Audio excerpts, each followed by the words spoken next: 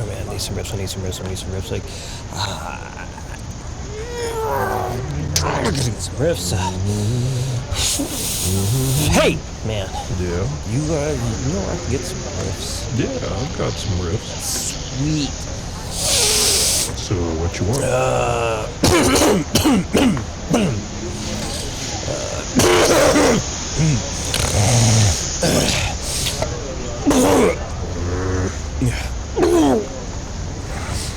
Sorry. Man. Okay. Listen, man. I know. How about something that starts in C Ionian, then goes into B harmonic minor, then finishes off in E melodic minor? That it? Yeah, man. You got something like that? You mean like this? Yes. Give me a few of those. All right. Anything else?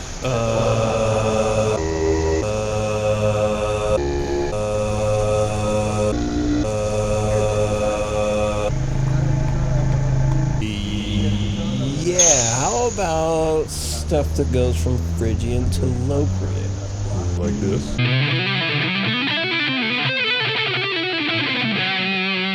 Oh, sweet. What else you want? Give me some stuff covering multiple octaves. Like this one?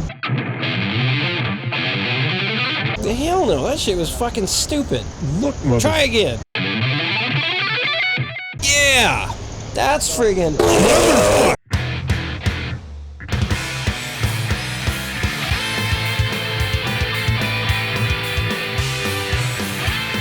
This video lesson is going to supplement another one done called something like 3-note per string scale shape madness or some weird thing like that.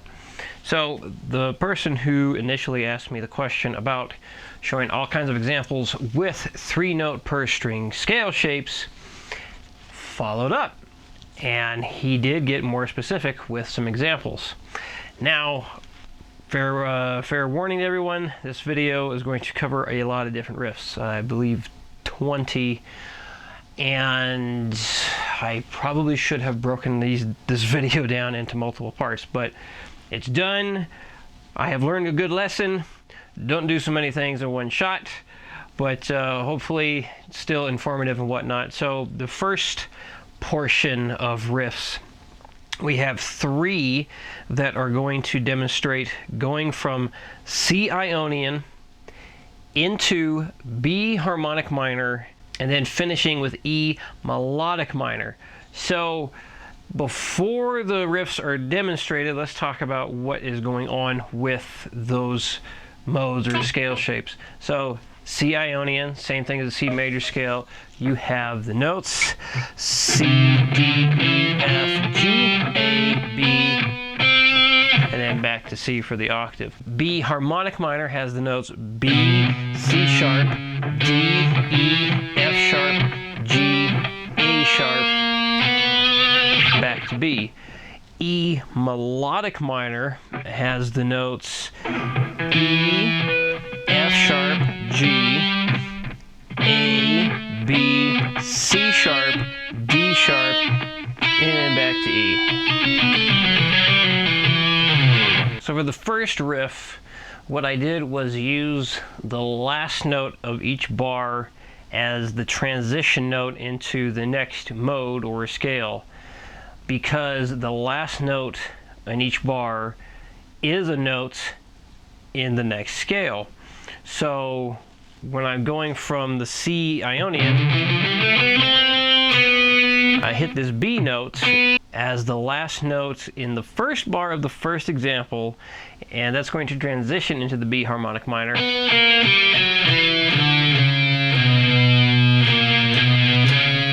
And then I hit the C sharp, which is the last note used on the second bar in the first example. C sharp is part of the E melodic minor. That's why I'm using this note to transition into the rest of the riff.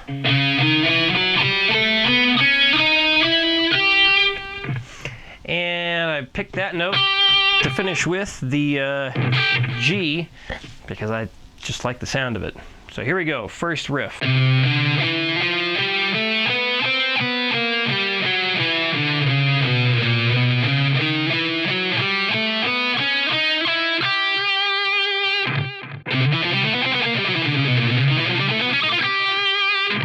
The second example, I'm basically doing the same thing, using a note to transition from the first scale into the next and then into the third. A similar or shared note within the adjacent scales. So playing this one, I end the first phrase with the G note, which is part of B harmonic minor, so that transitions into B harmonic minor, which this one ends with a B note, which is also used in E melodic minor. And I ended on that B in the next example because I like the sound of it. So here we go, example number 2.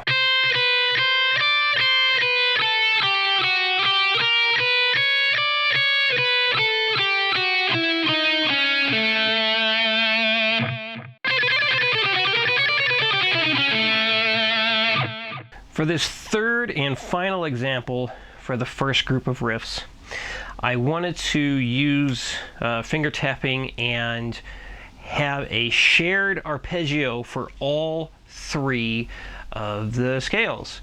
And it turns out an E minor chord or E minor arpeggio is present in all 3, the C Ionian, B harmonic minor, and E melodic minor.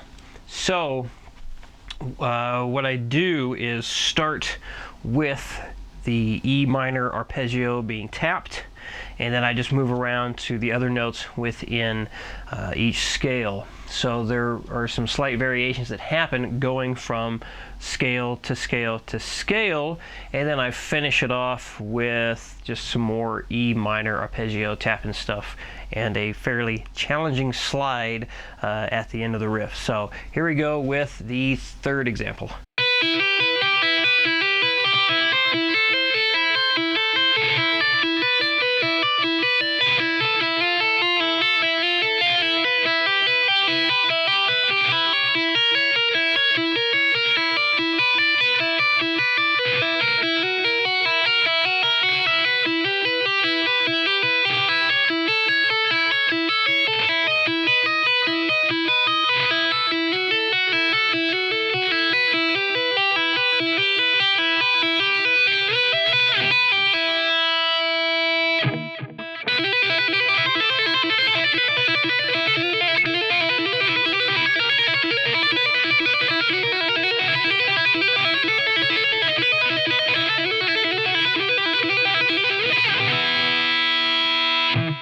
Now we are at the second portion of this riff collection, if you will. We're going to have 3 examples of playing in Phrygian and then going into locrian. Now, perhaps I should have got a bit more clarification if this person wanted me to stay in the same root note, like B Phrygian and then go into B locrian, but there was some talk about the key of G, so I just used the key of G. So we're going to be starting with B Phrygian and then going into F sharp locrian, which is all in the key of G, so, or the key of E minor. And it's really just, here's something in Phrygian, here's something in locrian. And what I try to do is make sure all the important intervals are used in order to create that mode sound. Now, this first example for the Phrygian into locrian uses all the notes within each of the 2 different modes, so everything's getting hit. So here we go with example number 1 of going from B Phrygian into F sharp locrian.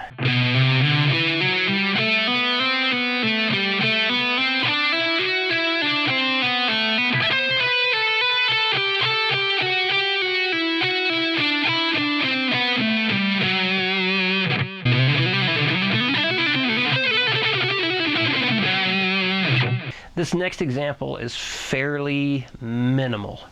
It doesn't use every single note or interval within the modes, but it does use very important intervals within the Phrygian and Locrian mode.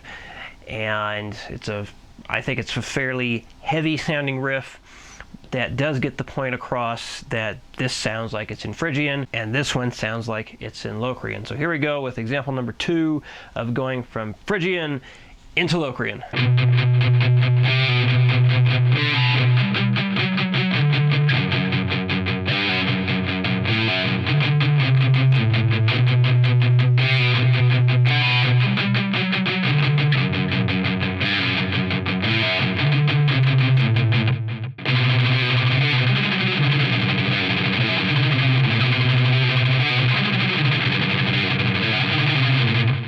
Now this last example of going from Phrygian into Locrian, I did something I call chord tapping, and I've seen a few other guitarists do it. Is basically you're doing finger tapping, but you're holding a chord shape with your fret hand at the same time. So basically what I'm doing is I'm holding a B minor chord shape. You got your, from the A string, you got the 2, 4, 4, 3, and then I just start tapping notes that are in key and easily accessible in that area. So there's lots of tapping on 5 and 7. And then I go from the B minor shape to an F sharp diminished shape, which is from the low E string 2, 3, 4, and 2. So go between the B minor shape and the F sharp diminished shape. So it makes it fairly easy to sound like you're in Phrygian when you're holding the B minor chord and tapping notes that are in the key of E minor, because all these notes are part of the Phrygian mode. And same thing when you go into the F sharp diminished chord shape. The only mode that has a diminished triad starting on that root note is Locrian. So that's one reason why Locrian is a very unique sounding mode, because of the flat 5 that is present in there. So here we go with clean guitar, no distortion, example number 3, going from Phrygian to Locrian.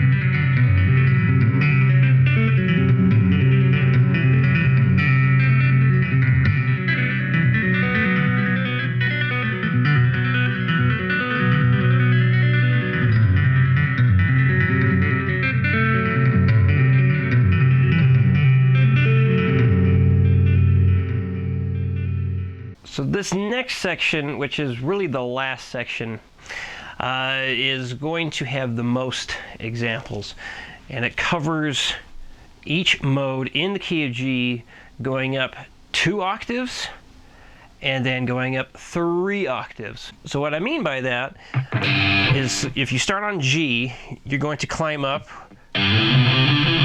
There's 1 octave. That's 2 octaves. So it's going to start here and then go up 1, 2 octaves.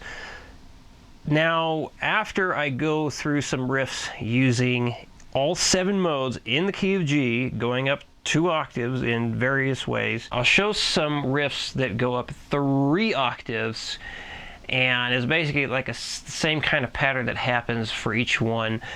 Something I give to students when they know their scale shapes by memory and can go up and down individual strings fairly well. But basically, you're going from the first notes up an octave once, up an octave twice, up an octave a third time. So you're going up from the root, going 1, 2, 3 octaves higher. So that's it for the explanation on what's happening for the rest of these riff examples. So here we go with 14 more riffs.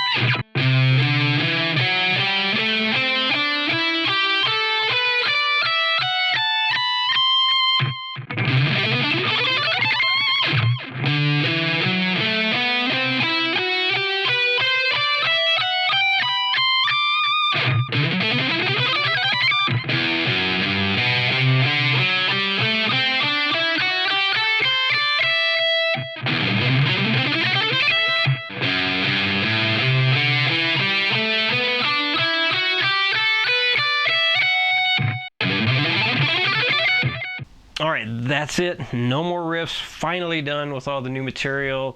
I do hope you found some stuff informative, maybe even a little challenging, to help get you some new ideas for your own playing and writing.